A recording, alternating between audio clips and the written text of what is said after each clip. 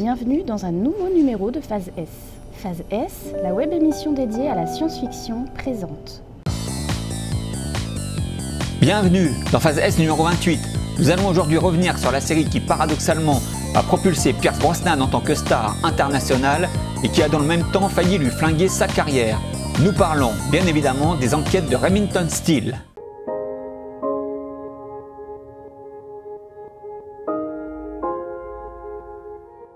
La création de la série Remington Steele en version originale est l'œuvre de deux mastodontes dans le monde de la télé et des séries, à savoir Michael Gleason et Robert Butler.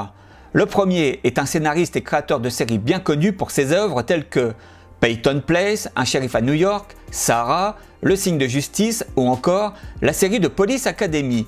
Michael Gleason étant mort en 2016 à l'âge de 78 ans.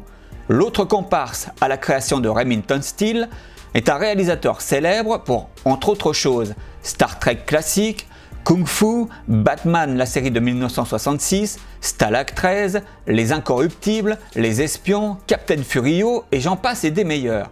Il a plus de 100 crédits à son actif en réalisation de séries TV. Il est aussi crédité comme consultant exécutif sur les séries Jack Killian, L'Homme au micro, Lois et Clark, Les nouvelles aventures de Superman ou encore Les Sœurs Reed. Robert Butler est aujourd'hui âgé de 94 ans. C'est Robert Butler qui a l'idée de la série en 1969, qui mettrait en vedette une femme détective privée qui travaillerait en solo. Butler présente le projet à Grant Tinker juste avant que celui-ci ne prenne les commandes de MTM, une boîte de production qu'il vient de créer avec sa femme Mary Tyler Moore. MTM étant ses initiales, et qui produira pendant des années des shows pour CBS entre autres choses. Mais Tinker rejette l'idée de Butler qu'il trouve trop avant-gardiste. Cependant, le temps passe et au début des années 80, les séries mettant en avant des femmes qui travaillent ou qui sont émancipées fonctionnent bien à l'écran. Et devant ce succès, Butler et Tinker décident alors de relancer le projet.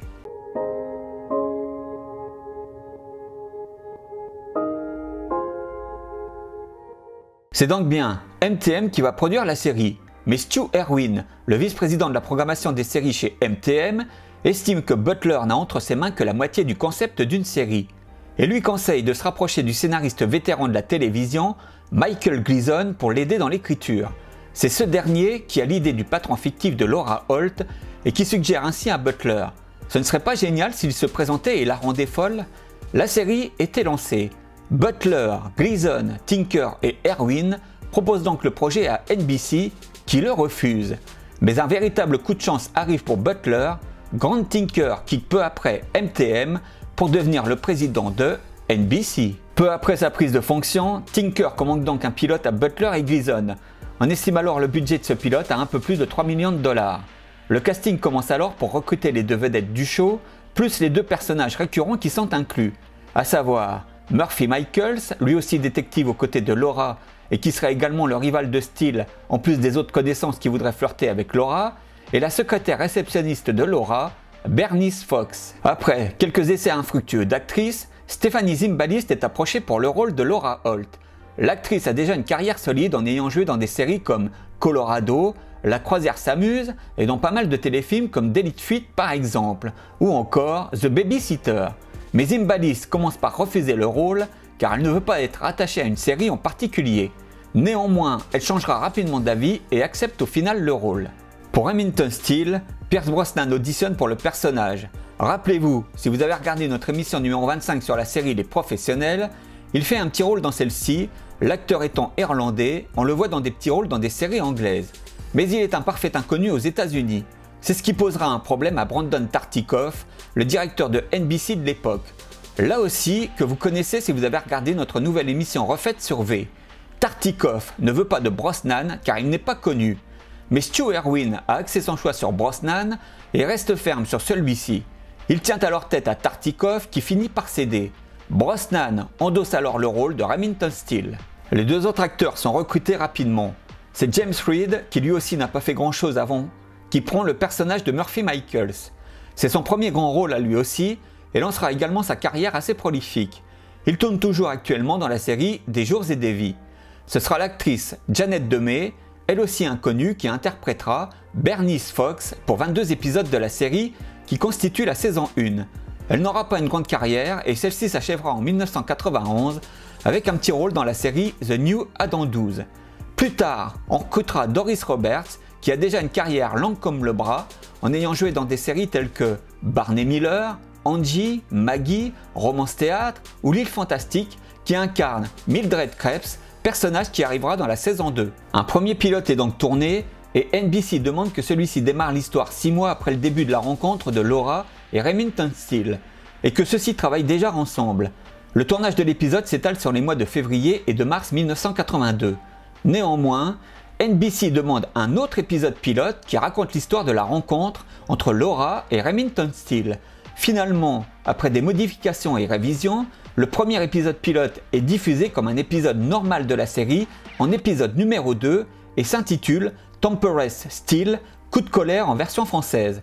C'est dans cet épisode que Laura dévoile qu'elle a inventé le nom de Remington Steele depuis une machine à écrire Remington et le nom d'un magasin The Pittsburgh Steelers. NBC avait peur que le public fasse une confusion avec cet épisode et le second pilote tourné, mais au final a accepté de le diffuser comme un épisode classique de la série. C'est donc bien le second épisode pilote qui est diffusé en premier pour lancer la série. La première saison possède donc les personnages de Bernice Fox et Murphy Michaels, mais les deux comédiens ne sont pas satisfaits de la direction prise par leurs personnages qui ne servent pas à grand chose. James Reed le fait savoir à Michael Gleason. Gleason libère alors James Reed de la série et laisse également partir Janet Demey. Il approuvera d'ailleurs que les deux personnages pouvaient être remplacés par un seul. Ce sera Mildred Krebs qui arrivera donc dès la seconde saison, comme déjà dit auparavant. Pour les réalisateurs parmi les plus récurrents sur la série, nous trouvons Seymour Robbie, connu pour avoir travaillé sur des agents très spéciaux, Le Front l'envers ou encore Les rues de San Francisco, Don West qui lui a travaillé sur L'île fantastique ou La croisière s'amuse, et Christopher Ibler, connu pour Diagnostic meurtre ou encore Le père Dowling. De même, dans les scénaristes de la série, on pourra voir quelques noms notables comme Brian Clemens, Dennis Spooner, Bob Chain ou encore John Worth, qui lui a travaillé sur V, Les Chroniques de Sarah Connor, Ghost Whisperer ou bien Falling Sky. Enfin, pour clore le staff technique de la série, c'est Henry Mancini qui composera le thème du générique de la série bien connue de la saison 2, ainsi que le générique de fin. Mais c'est Richard Lewis Warren qui composera le premier thème jazzy que l'on entendait sur les explications de Laura, dite par Stephanie Zimbalist en version originale, dans la saison 1 du générique.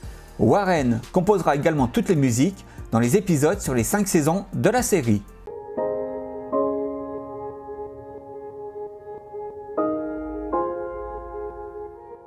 Le 1er octobre 1982 est donc diffusé Licence to Steal, permission de voler en version française, le second épisode pilote tourné.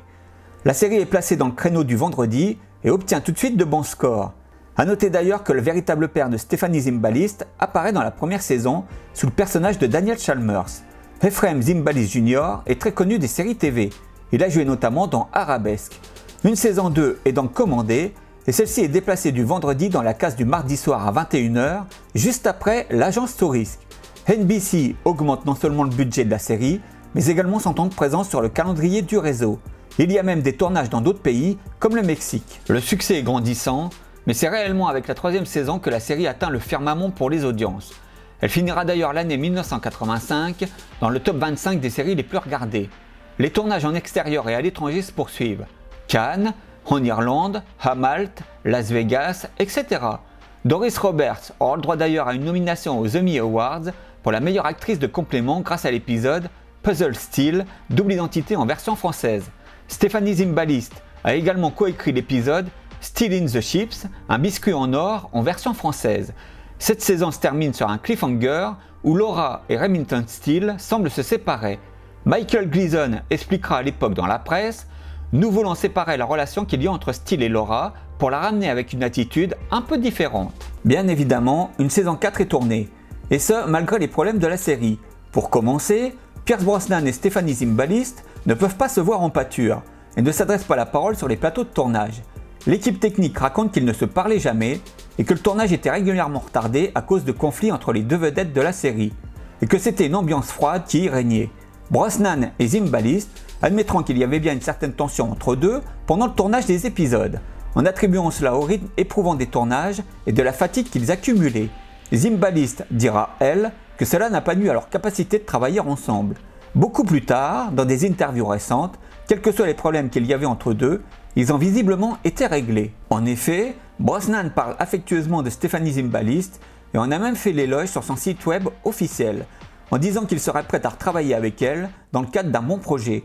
Tout va donc pour le mieux. L'autre problème étant que cette saison 4 est tournée dans la plus complète incertitude de savoir si NBC va renouveler la série pour une saison 5 ou pas. Gleason a alors l'idée d'organiser un faux mariage à la fin de la saison 4 entre Laura et Steele pour tenter de susciter l'intérêt chez les téléspectateurs et inciter ainsi NBC à produire une saison 5. Gleason propose un vrai mariage pour les personnages et a des plans pour changer les situations de la saison 5. Mais Brosnan et Zimbalist rejettent cette idée du mariage. La série est donc annulée au bout de 4 saisons, malgré une part de marché de 28% d'audience. Brandon Tartikoff veut de plus promouvoir la nouvelle saison de Rick Hunter et ne prévoit donc pas de place pour Remington Steele. C'est cette même année que Pierce Brosnan est approché par Albert Herbroccoli pour se voir offrir le rôle de James Bond. Alors que Brosnan va accepter, NBC, via l'intermédiaire de son directeur Warren Littlefield, fait savoir 2 mois après cette annulation qu'il y aura finalement bien une saison 5 à Remington Steele. Pourquoi ?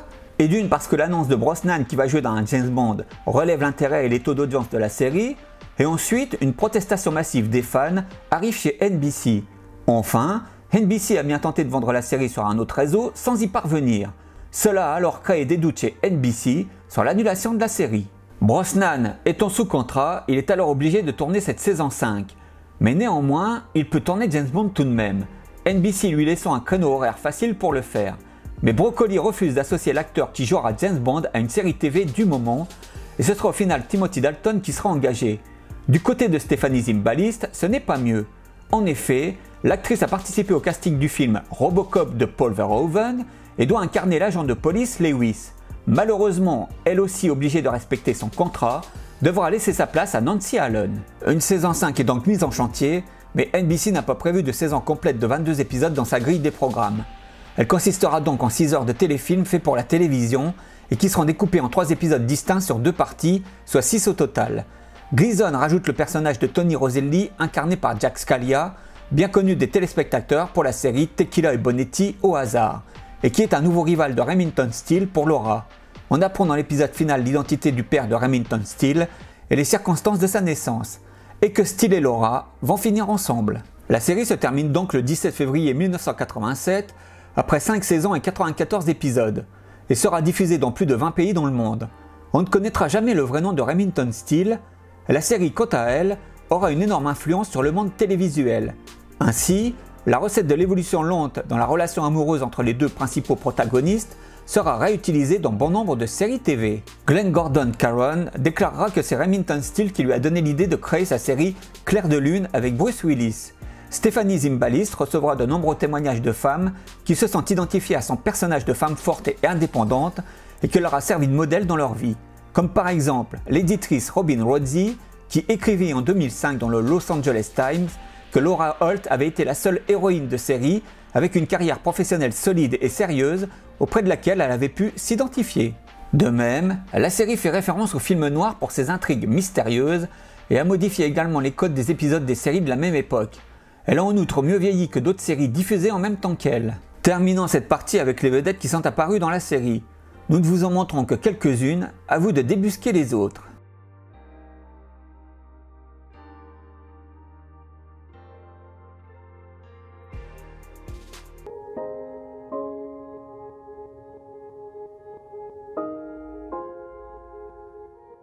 La série, qui fut vendue à l'étranger comme au Canada, au Japon, en Allemagne, en Angleterre ou encore en Russie, débarque chez nous le 13 novembre 1983 sur Antenne 2 dans l'émission Dimanche Martin. Elle sera diffusée dans son intégralité en France. C'est Marion Gamme, bien connue des fans de la série de sketch Scène de ménage, diffusée tous les jours sur M6, qui double Stephanie Zimbalist. Pierce Brosnan étant lui doublé par Bernard Worringer. Enfin, c'est Laurence Bady qui prête sa voix à Doris Roberts. La VF est de qualité et retransmet bien les situations comiques.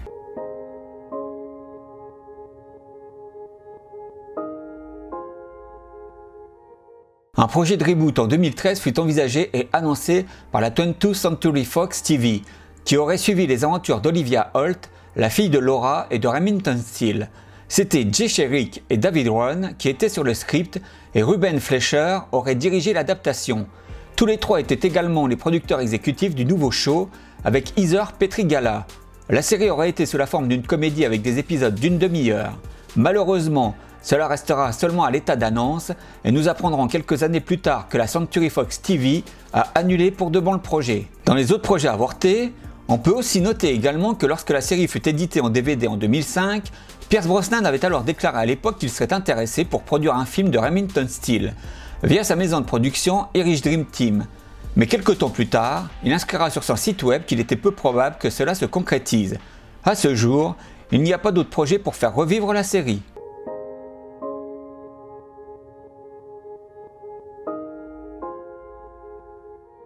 Lorsque la série s'arrête en 1987, Pierce Brosnan va alors pouvoir endosser le costume du fameux espion britannique 007.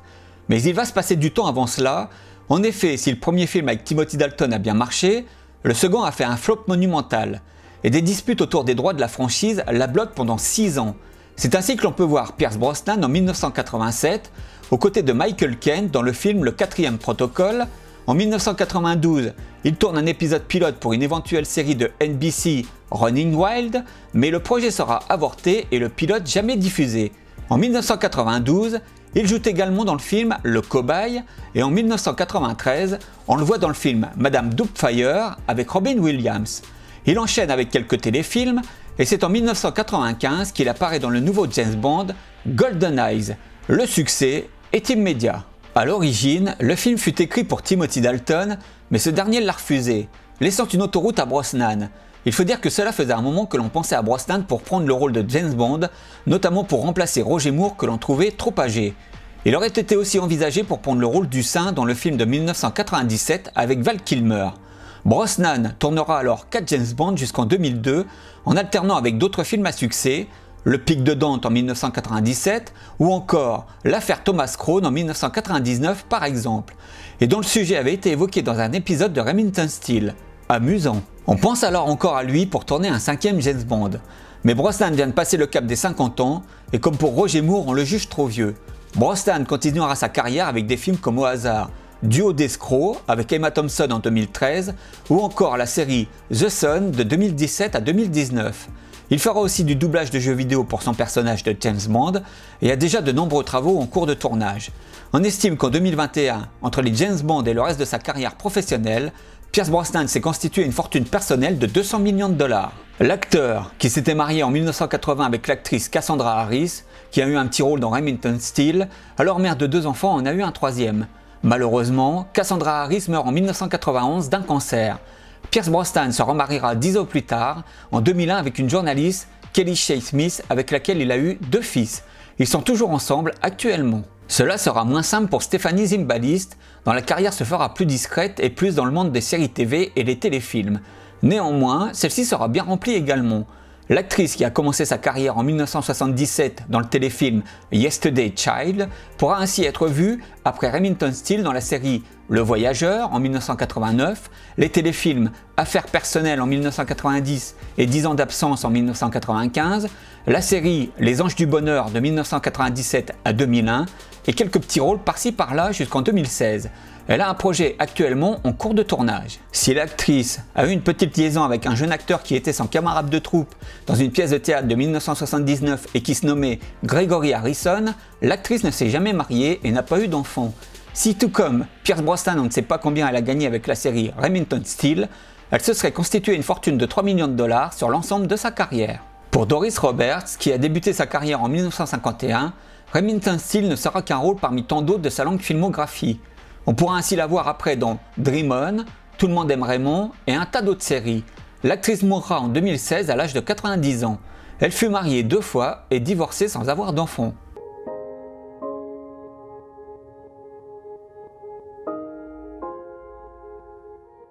La série fut d'abord éditée en VHS aux USA de façon sporadique. Puis, comme nous l'avons dit plus haut aux USA, la série sera éditée en DVD en 2005 en 4 coffrets, avec une anecdote assez amusante lors de la sortie de la première saison.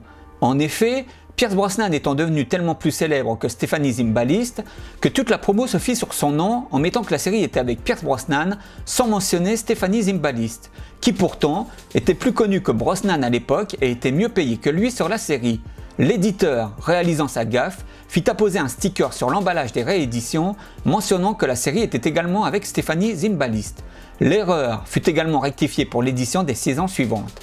La série sera également rééditée en un coffret intégral. La première saison sera donc éditée en zone 2 et en zone 4, et de ce fait en France. Malheureusement, a priori, l'édition DVD zone 2 ne contient ni de pistes doublées françaises, ni de sous-titres en français, simplement une version originale, contrairement à ce qu'il est indiqué partout. Il existe aussi d'ailleurs un coffret intégral allemand qui lui est doublé en allemand ou en version originale sous-titrée allemand. Nous attendons qu'un éditeur se penche sur cette série dans notre pays.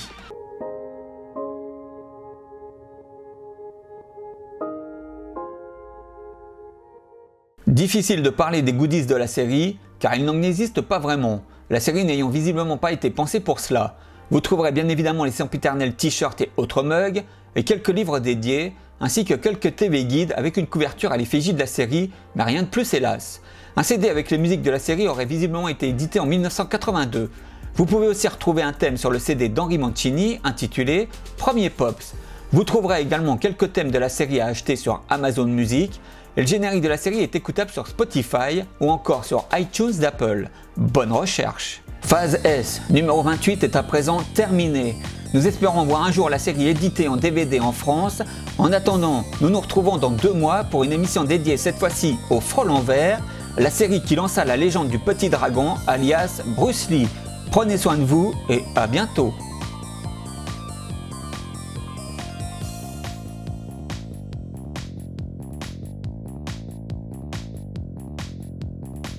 N'hésitez pas à partager, à diffuser et à vous abonner à notre chaîne. Mettez un pouce bleu si vous avez aimé, c'est important pour nous et ça ne vous prend que quelques secondes. Cliquez sur la petite cloche en haut de notre chaîne pour être averti des prochaines émissions à venir. Pour les nouveaux qui découvrent notre chaîne, faites-vous plaisir en regardant nos émissions déjà disponibles en ligne. Retrouvez également Phase S sur les réseaux sociaux pour continuer l'expérience et pour nous soutenir.